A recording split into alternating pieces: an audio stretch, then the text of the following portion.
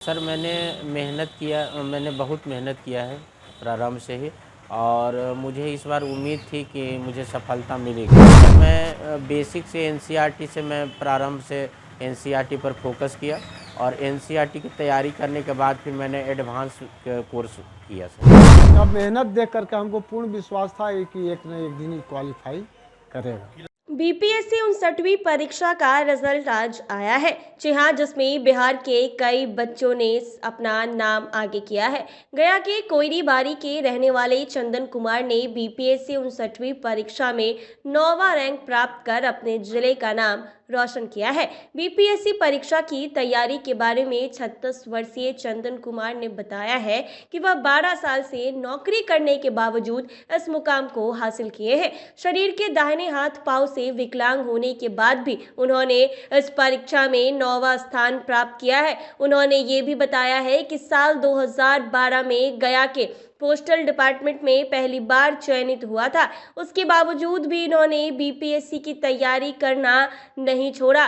चंदन कुमार ने ये भी बताया है कि यह सफलता उन्हें तीसरी बार में मिली है। इससे पहले साल 2021 में बीएससी 67वीं परीक्षा में इससे पहले भी उन्होंने 13 नंबर से छूट गए थे, जिसके बाद उन्होंने हार नहीं मानी। फिर दूसरी बार उन्होंने साल 2022 में 68वीं बीपीएससी परीक्षा में इंटरव्यू में 2 नंबर से पीछे रह गए, लेकिन 59वीं बीपीएससी के रिजल्ट में 9वां रैंक हासिल करके इन्होंने अपने परिवार का नाम रोशन कर दिया है। बता दें कि 36 वर्षीय चंदन कुमार मूल रूप से औरंगाबाद के कैथी सिरगांव के रहने वाले हैं। उनके पिता अरुण कुमार शर्मा अपने गांव में किसानी करते हैं। अब इसको लेकर बीपीएससी 9वीं रैंक प्राप्त चंदन कुमार क्या कुछ कह रहे हैं, वो जरा सुने आप लोग। का जो परीक्षा का रिजल्ट आया है जी सर। उसमें 9th रैंक आप पाए।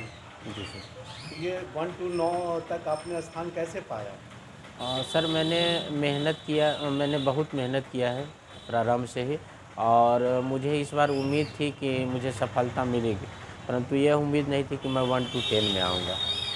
इसके लिए कुछ विशेष तैयारी की हो आप? सर मैं बेसिक से एनसीईआरटी से मैं प्रारंभ से एनसीईआरटी पर फोकस किया और एनसीईआरटी की तैयारी करने के बाद फिर मैंने एडवांस कोर्स किया सर। तो क्या आप ये सजेशन देना चाहेंगे कि जो एनसीईआरटी की बुक है जी सर। वो बेहतर है किसी भी परीक्षा के लिए? सर सिविल मैं सर्विस के लिए? जी सर, सिविल सर्विस के लिए एनसीईआरटी बेस्ट बुक है। अगर आपका बेसिक मजबूत नहीं है तो कितना भी कोर्स कर लीजिए आपसे नहीं निकलेगा। कितना भी मजबूत कर नहीं लें निकलेगा। एनसीईआरटी जरूरी है। जरूरी आप कितने भाई बहन हैं? मैं 2 भाई 1 बहन हूँ। अच्छा, और आप मैं छोटे हैं? जी सर। आप कहीं और भी जॉब करते हैं? जी मैं अभी पोस्टल डिपार्टमेंट में क्लर्क के पोस्ट पर कार्यरत हूँ सर। ये क्या प्रयास था आपका? मेरा तीसरा इंटरव्यू प्रयास था सर। तीसरा ही।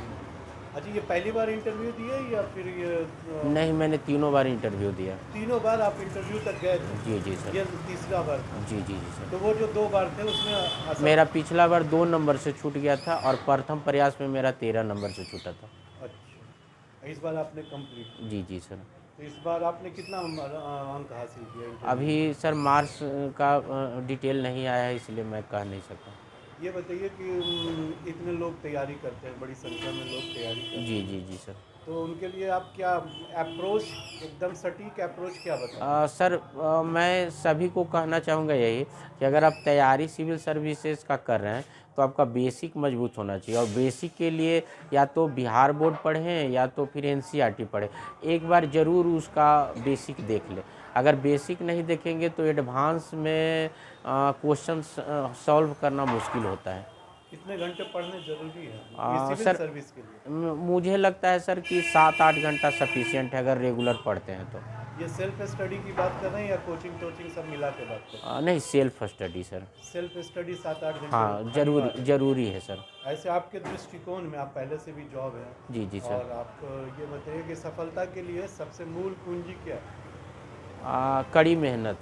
कड़ी मेहनत? जी सर। इसके बगैर सफलता नहीं, निरंतर प्रयास से ही सफलता मिलती है सर। निरंतर? जी। मान लीजिए कि आज मैंने 10 घंटा पढ़ा, जी। कल 4 घंटा पढ़ा। नहीं, वो अगर उस तरह से पढ़ते हैं तो नहीं हो पाएगा। आप रेगुलर एक टाइम बांध लीजिए और रेगुलर कम से कम 6 घंटा 7 घंटा, अगर आप 4 घंटा ही संभव है तो 4 घंटा रेगुलर पढ़ें। जितना संभव हो उतना। थोड़ा अगर कम समय देंगे तो टाइम ड्यूरेशन ज़्यादा लगेगा, कंप्लीट करने में। अगर टाइम ज़्यादा देंगे तो समय कम लगेगा कंप्लीट करने में। ये बताइए कि आपने बीपीएससी मुकाम तक आप पहुंच चुके हैं, सर। लेकिन आसमान के सितारों के लिए आसमान और भी है, जी सर। क्या करेंगे? सर इस बार मैंने यूपीएससी मेंस का भी एग्ज़ाम दिया है। मैं 2 बार मेंस लिख चुका हूँ यूपीएससी का, और मुझे उम्मीद है कि उसमें भी मुझे सफलता मिलेगी। पूरा नाम बताइए। मेरा नाम चंदन कुमार है।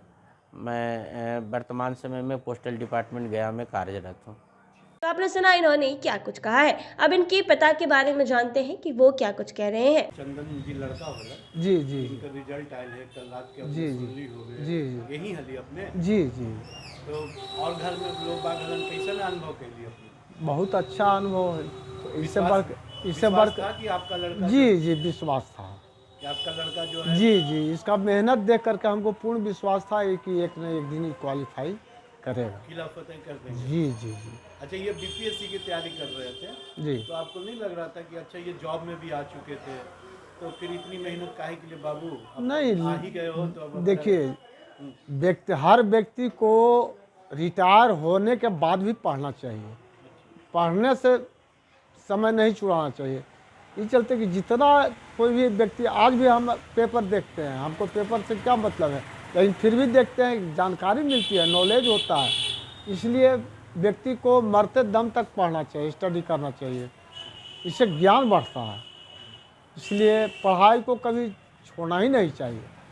और अगर आपका पढ़ाई निरंतर चलते रहेगा तो आप अपने बाल बच्चों को भी पढ़ाते रहिएगा। सिर्फ कोचिंग और ट्यूशन से काम नहीं चलता। अगर माँ बाप नहीं पढ़ रहा है तो बाल बच्चा को नहीं बेसिक मजबूत कर सकता है। बेसिक मजबूत माँ बाप करता है, माता तो पिता। इसमें सबसे बड़ा योगदान किसका मानते हैं आप? अपना मानते हैं, माँ जी का मानते ना, हैं? सबका सहयोग रहा, पूरे परिवार का। नहीं, इसमें ये तो ये जवाब नहीं बड़ा नहीं नहीं, होगा। ये मैंने जैसे आर्थिक स्थिति थोड़ा हम दिए, माँ जो है से समय पर, या इसकी भाभी जो है समय पर कपड़ा साफ कर देना, नाश्ता दे देना, समय पर दूध दे देना, जो सारी व्यवस्था होता है, तो समूचा परिवार का कॉपरेट सबने रहता है। केयर किया जी जी सबका सहयोग रहा। कि आप तैयारी कीजिए, बाकी सब हाँ काम आप हाँ भूल जाइए। हाँ, टेंशन मुक्त घर से, इसको टेंशन मुक्त हम लोग रखें कि घर का कोई टेंशन नहीं लेना है।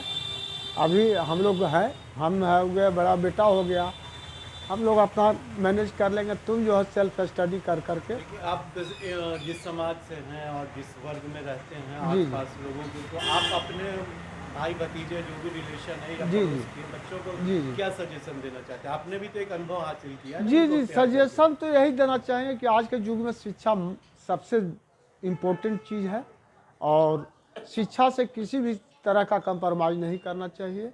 और अगर शिक्षा परिवार में है तो घर का एक वातावरण भी बहुत अच्छा बनता है, और अगर शिक्षा नहीं है तो घर का वातावरण भी खराब होता है। इस चलते आज के डेट में शिक्षा बहुत ज़रूरी है। मेरा नाम अरुण कुमार शर्मा होगा। तो आपने सुना इन्होंने क्या कुछ कहा है। गया से अभिषेक कुमार की रिपोर्ट।